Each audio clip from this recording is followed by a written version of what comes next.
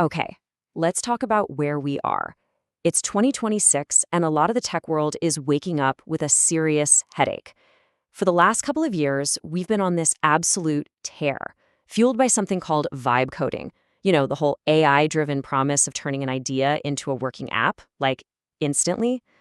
Well, it turns out the party's over. And now, CTOs everywhere are dealing with the aftermath, the vibe coding hangover. To really get what's going on, we have to start with this fundamental truth from the legendary Martin Fowler. See, code isn't just for computers. It's how we, as humans, communicate complex ideas to each other. And that one simple fact, well, it's at the very heart of the problems we're seeing in software development today. So here's how we're going to break this all down. First, we'll look at the incredible promise of vibe coding, what got everyone so excited. Then, we'll dive into the hard data that shows what's really been happening. From there, we'll diagnose why AI is great at code but terrible at systems. And then we'll introduce an architect-led solution. And finally, we'll wrap up with a practical playbook for every CTO out there. All right, so first up, let's be honest about why this trend just exploded. The promise of creating things with basically zero friction, it was just too good to pass up. This term, vibe coding, it actually comes from AI visionary Andrei Karpov, and it's exactly what it sounds like. It's a way of working where you just give in to the vibes. You describe what you want in plain English, the AI spits out the code, and your job changes from being a writer to more of a manager, where you're often just accepting the changes without really even reading them. You just trust the vibe. And this image right here, it just perfectly captures the shift. Over on the left, you've got traditional engineering, that careful, deliberate process of writing, debugging, thinking. But on the right, that's the vibe coding loop. The human has an idea, they prompt this AI black box, they do a quick vibe check, does it seem to work, and then they deploy it. The crucial difference here, understanding the code is totally replaced by just iterating really, really fast.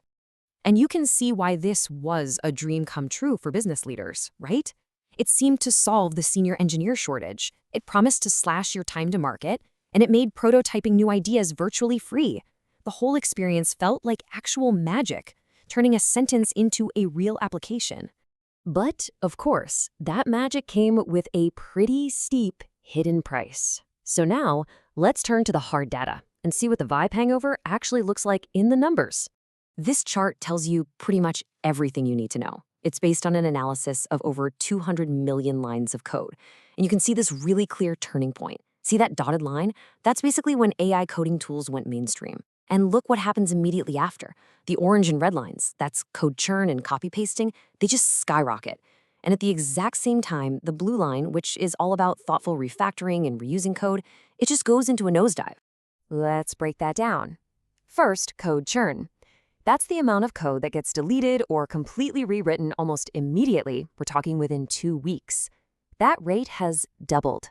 This isn't speed, folks. This is just thrashing. It's the illusion of progress, where you're writing code so fast that it's often broken and needs to be fixed right away. Second, and this is a big one, for the first time in the history of software, the amount of simple copy and pasted code is now higher than properly refactored code. So instead of building smart, reusable blocks, we're just duplicating the same logic all over the place. This creates an absolute maintenance nightmare. You find one bug, you have to go fix it in 10, 20, maybe 50 different places. So you put all that together, the churn, the copy pasting, and what's the bottom line? A 7.2% decrease in delivery stability. All that time we thought we were saving up front, we're now paying for it, and then some, by constantly putting out fires in production. This pile of low-quality, duplicated, and often insecure code, it's earned itself a name, AI slop. And it's a whole new, much more dangerous kind of technical debt. It's not just that the code is messy, it's that it creates knowledge debt, a situation where nobody on the team actually understands how their own system works anymore. And that, well, that paralyzes any hope for future innovation. So the big question is, why? Why does this happen? Well, it really comes down to a fundamental misunderstanding between the simple act of writing a line of code and the complex discipline of engineering a system. Look, AI is fantastic at small, tactical, isolated tasks. Writing a single function to, say, sort a list. It's amazing at that. It can see the individual tree perfectly. But building a real, robust application, That's a strategic act. It's about designing a whole interconnected system.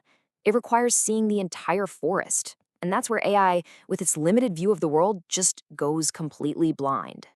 And this is precisely where the human architect becomes absolutely essential. Their job is to create the skeleton of the system.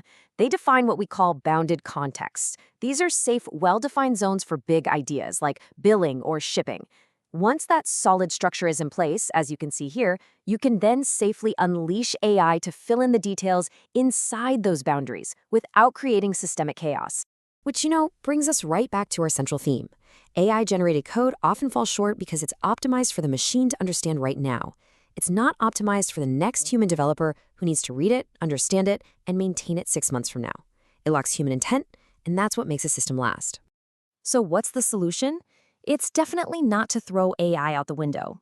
It's about finding a smarter way, a hybrid approach that gives us the best of both worlds. This chart lays out the strategic options perfectly. On the far left, you've got pure vibe coding. You get really high speed, but your quality and maintainability just plummet, creating huge risk. In the middle is the old-school manual approach. High quality, sure, but much slower. But over on the right, that's the sweet spot, the hybrid model. It maintains that high speed by using AI as a powerful tool, but it keeps quality and security high by keeping a human architect firmly in charge of the design. Okay, so theory is great, but how do you actually implement this? Let's get really practical with an action plan for any technology leader who's trying to navigate this new world. Here it is, your 4-step checklist. Number 1, define your no-fly zones. These are the critical core parts of your business logic where AI-generated code is simply not allowed without extreme scrutiny. 2, elevate your senior engineers. Their job isn't just to close tickets anymore. It's to be architects, designers, and reviewers. 3, mandate explainability. The rule is simple. If a developer can't explain the code the AI wrote, they can't merge it into the code base, period.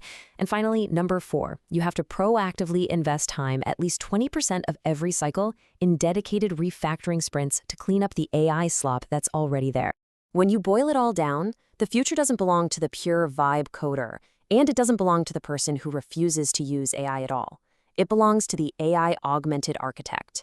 The engineer who uses AI as a tool to type fast, but uses their human brain to design smart. So the question for every CTO is this: are you building an organization of architects who are ready to lead? Or will your team be the one buried in the technical debt of yesterday's hype?